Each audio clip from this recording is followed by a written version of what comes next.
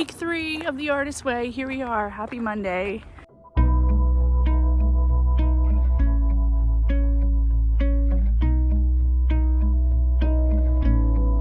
Week 2 of another early morning broadcast. My call time was 7:30 this morning, so I didn't get out of bed when my alarm said to, as it goes, and I did my morning pages, and once my morning pages were done, I realized, all I have time for is a quick granola bar to set up my computers, and it's time to go. No time to shower, no time to make breakfast, no time to go for a walk. So broadcast is over. I'm now outside getting some fresh air before I shower. And then I will make a little something to eat, or find something to eat that's a little bit better than just a granola bar, and then get back to work. So I did bring a little notebook out here so I could do my affirmations, because I did not get to them this morning in my morning pages. So I figured I'd do them outdoors. How fun. So this week is all about recovering your sense of power. So we'll see how it goes. So she's here, she's showered, she's clean. It's much later in the afternoon than I wanted to shower. When I got back from my walk, I got a phone call, and then I had some emails to reply to and some work to do that kind of needed to get taken care of right away. So I simply just got in the shower, and I have another broadcast here coming up soon, but I'm glad that I was able to get in a little shower here.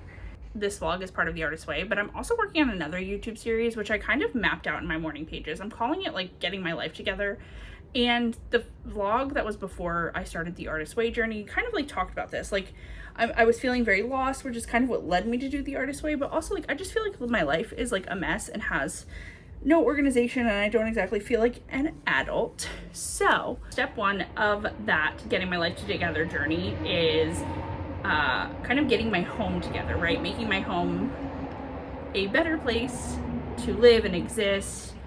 And step 1 is purging and just going through all of my spaces. But yesterday, while I was purging and going through and organizing this side of the bedroom, the side I'm currently filming on, I found an old binder underneath the bed. This is a binder that was an employee handbook for a place I used to work.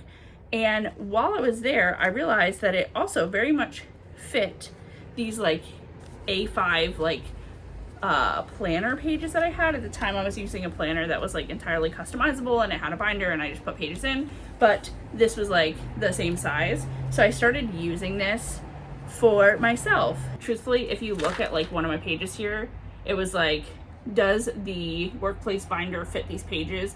Might be idea for journal/notes, and they did fit. So you can see that when I was starting this binder and these journal notes, I was working on my goals. And it's so funny to see here a list of the areas where you typically make goals,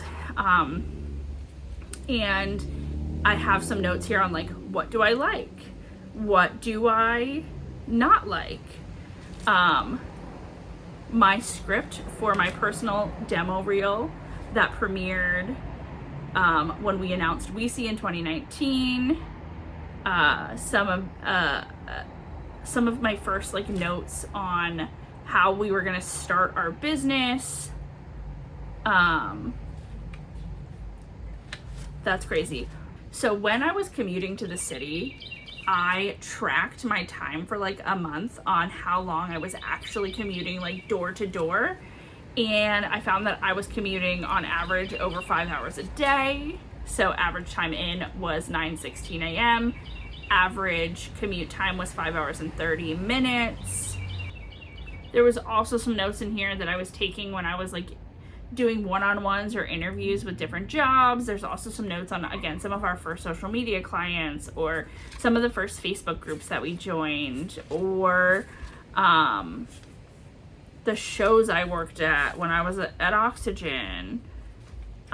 So it was just a little interesting little thing to see how time is a circle, right? We're always coming back to these goals, and it's a continuous process, right? So a lot of these notes were probably taken in 2018, 2019, maybe some in 2020, but truthfully, mostly probably 2018, 2019, and how I was thinking about my goals and what I wanted out of this one precious life that I had, and how different my life looks now than it did when we were first starting WeSee, or we were first doing our film, or I was interviewing for jobs all over the city.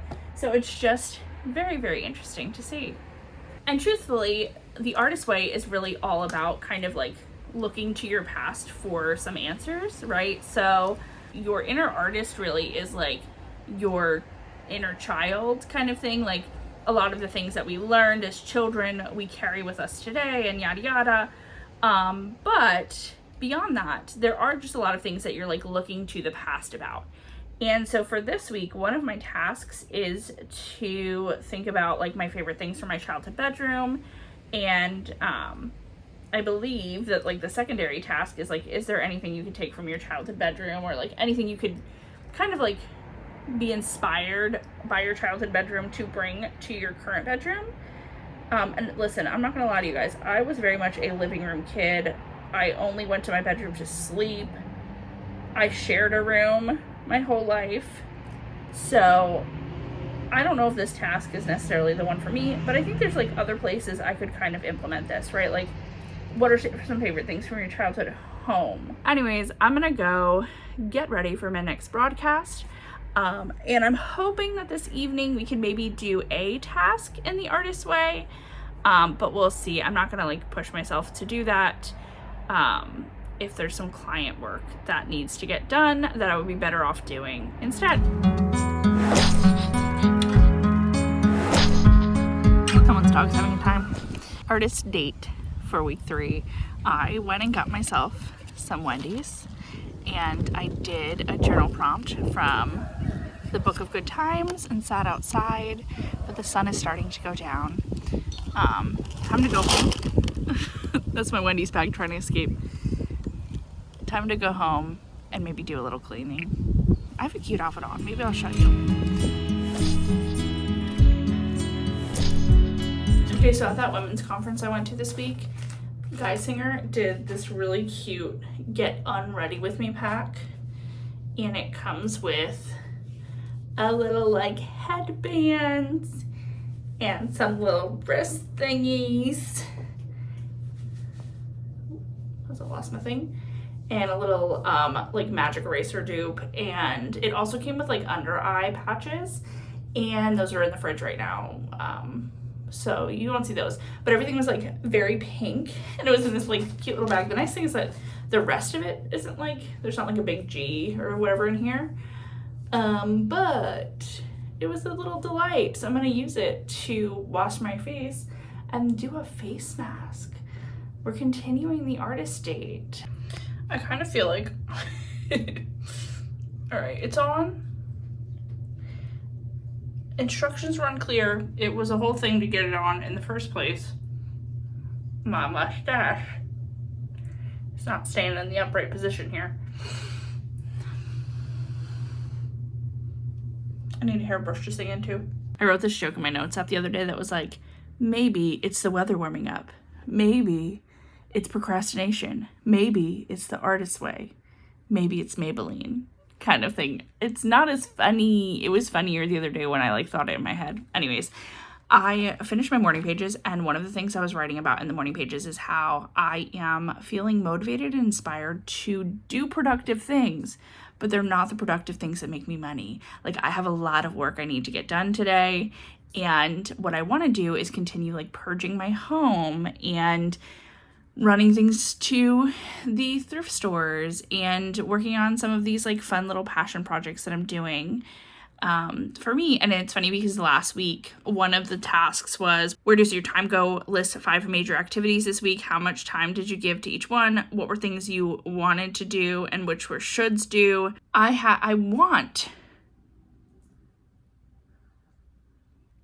One of the downfalls of vlogging on my phone is that I get notifications on my phone. So I'm going to keep in that last bit, right? So as I'm talking, I'm getting a notification on my phone, and it is a work notification. It is not yet 9 a.m., right? So it's still early in the morning, and which is fine. Like, people can work. We have a flexible work schedule, but it means that like it is distracting me from doing this, which again is a want to do, not a have to do.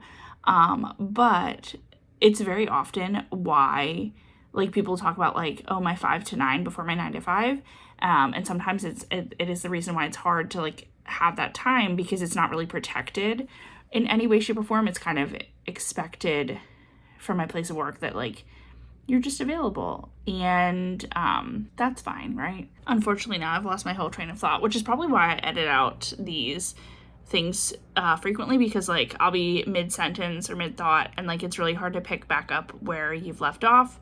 So maybe I just need to set it up that, like, I'm not getting notifications before a certain time, or when I start recording, I turn off notifications. I don't know what that looks like. So anyways, what I want to do is work on, like, my personal fun projects that I'm kind of doing, and I want to give my attention to that, but I need to get motivated to do the work that makes me money. So we have to do that today, this morning. So it's also funny because, like, there's a lot of critiques about The Artist Way about how Julia, the author, sometimes does feel a little bit out of touch, right? And people are like, oh, you know, the artist dates being a non-negotiable is unfair. And I do think that, like, there are some times where it's like, yeah, like, it's not really relating to the common person. But I think if you're not prioritizing time for yourself to do things you enjoy, it's just another excuse, right? Like, I don't think that artist dates have to be these big productions. I mean, obviously last night you saw that my artist date was going to the park and eating Wendy's by myself with a little notebook. And sometimes I consider my artist date just like making myself dinner, right? Like, I don't think it needs to be as extravagant as maybe some people are making it, and people are like, oh, well, you have to drive, and then if you pay for parking, and then you have to pay for coffee, which could be $8, right? Like, I think you're overthinking it. I think you could go commune with the trees, and that's an artist date. If you want to do those things, that's more power to you. Also recognizing that maybe I'm coming from a place of privilege where I have some things that are walkable that I can just kind of do. Also, my house growing up was not really walkable to anything except for a creek. And truthfully, if I was living there and doing this, that's probably what my artist date would be. But anyways, now I got to get back to work and do the work and not the fun things that I want to do. So, also, I'm sure this isn't an original idea, but I tend to get calendars that I really like. Like, look at this little cutie from last year. I also got the SciShow like space calendars for the last couple years, and I hate throwing them away because, like, this has beautiful artwork in it. So I decided to kind of cut up the calendars and save them for collages or maybe some art projects, and maybe that's what I'll use for an artist day coming up. So I did kind of store them. My Girl Scouts also do, like, sometimes collages, or I like to vision board, and I know that people are like, oh, just print out the pictures you want. But there is something nice about, like, paging through magazines or, like, looking through things you already have to create your vision board. It's kind of nice. I kind of like it. I do a combination of both. That's my vision board over there. But when I was purging this weekend, that's what I did. I cut up my calendars so that I would have... Also, truthfully, I might just frame some of these, like, space photos. They're so beautiful. And the second year they did like a glossy, as you can see with the reflection, a glossy calendar, which I think would just look beautiful in a frame added to my wall. I just need it to be known that it's absolutely perfect weather for reading a book right now, and I have so much work to do.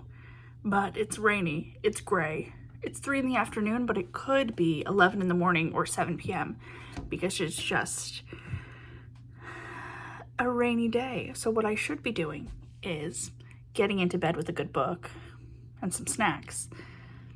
But what I'm going to do is edit a lot of photos. There is indeed a lot of discourse around The Artist Way and, like, how it kind of is like a privileged person book. Like, you can definitely kind of feel the privilege when you're reading it sometimes. And how lucky would I be if I had the privilege to do more of what I wanted to do? Instead of, oh, there's a gopher or a groundhog. I can't tell the difference, but he's a little cutie. I hope he's staying dry. Got distracted. What a privilege it would be to spend more time doing things I want to do, or having some availability to do some things I want to do instead of always being behind on the things I need to do. Please ignore the disaster behind me. That is on my list of things to take care of this week. But I'm reading chapter 3. And so this book, The Artist's Way, is a spiritual guide. And in the intro chapter, she literally talks about it is a spiritual guide. There is no getting around that. That is how it is written. However, you do not need to believe that it is a Christian God. You don't need to believe it's a God at all. You can call it whatever you want. And sometimes I do cross it out in the book and add something else. Sometimes I just leave it because it's just a word and, you can give it whatever meaning you want to. But it's very interesting because when I started this, it was very much the Artemis 2 moon mission. And what I wrote in my journal, what I felt as I was reading this, was how much I believe in humans, right? I believe in mankind. I believe in us as a species. I believe in us as, a people, whatever you want to say it, more so than I could ever believe in a divine being.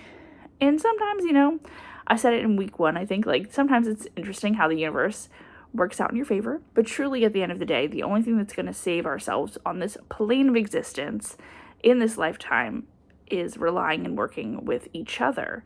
And so it's so funny because this chapter 3, is a lot about anger and power and serendipity, which she calls synchronicity.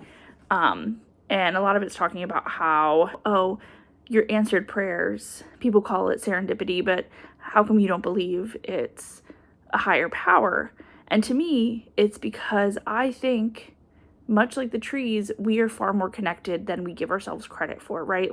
Joseph Campbell calls these breaks 1,000 unseen helping hands. I call them synchronicity. They used to be called serendipity, right? This is all part of the book. And to me, I just think that this is this whole notion that are humans neutral? Are they good? Are they evil?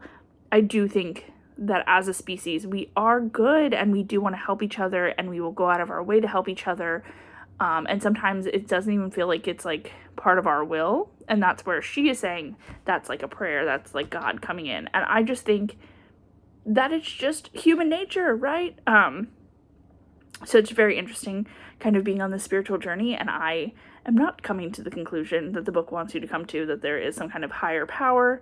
I think that higher power exists within each of us. And whether or not that is granted by divinity or whatever, I just think that I believe in humans more than I believe in anything else.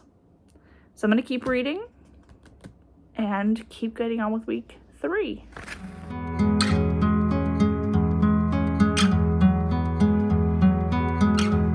Happy Sunday, end of week 3. I did my reflection this morning.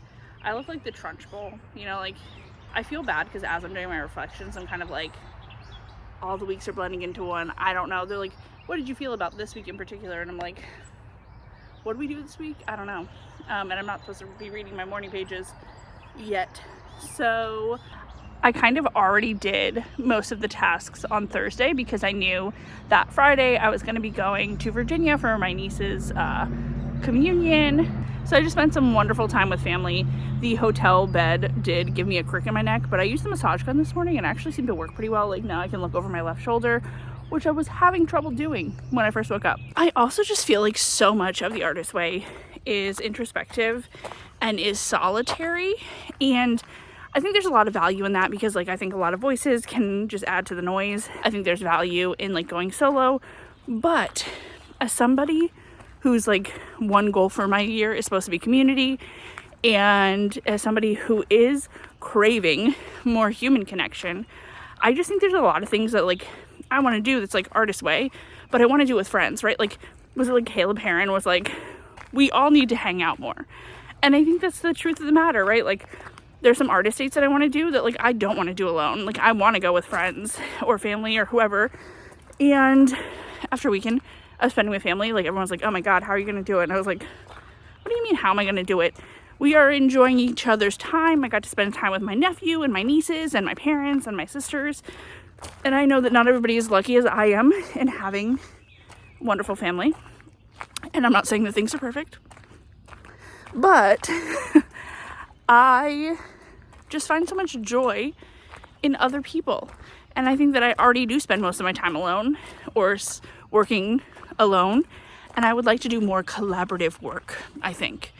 Week 3, another week in the books. I don't feel particularly strongly about this week. I don't feel like I had any miraculous breakthroughs, but also I don't feel like it was the worst. I did it. I don't know. I'm a little bit nervous for next week because it's a media deprivation week. So we'll see how that goes. But truthfully, this is it. I'm gonna go on a little nice walk, and then I'm gonna go visit some mothers because it's Mother's Day. Happy Mother's Day. And then we are gonna get ready to start week 4 and start Monday and start my work week and start the 3rd week in May. Time is moving too quick. I can't catch up. I hope that you have a lovely, lovely day, and I will see you for week 4.